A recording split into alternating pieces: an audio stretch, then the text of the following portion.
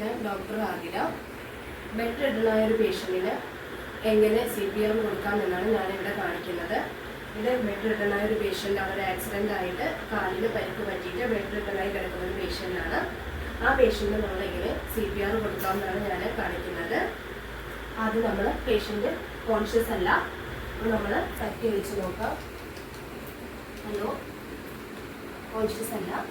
നമ്മൾ നോസ് കൈ വെച്ചിട്ട് നോക്കുകയാണ്. ക്ലിയർ അല്ല,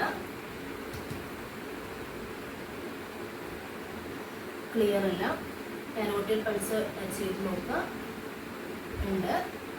അപ്പോൾ നമ്മൾ പെട്ടെന്ന് തന്നെ CPR സ്റ്റാർട്ട് ചെയ്യാം. നെഞ്ചും കൂടിൻ്റെ അറ്റത്ത് 2 സെൻറ്റിമീറ്റർ ലെഫ്റ്റ് ആയിട്ടാണ് നമ്മുടെ ഹാർട്ട് ഉള്ളത്. അവിടെ നമ്മൾ കൈയിൻ്റെ ഈ പത്തി വെച്ചിട്ടാണ് പ്രഷർ കൊടുക്കുന്നത്. 1 മിനിറ്റിൽ 90, അതായത് 3:30 2 മൗത്ത് ടു മൗത്താണ് നമ്മൾ കൊടുക്കേണ്ടത്. നമ്മൾ ആദ്യം CPR സ്റ്റാർട്ട് ചെയ്യാണ്. ഈ പാദത്തിൽ പ്രഷർ കൊടുത്തിട്ട് 1 2 3 4 5 6 7 ഇങ്ങനെ 30 CPR കൊടുക്കുക.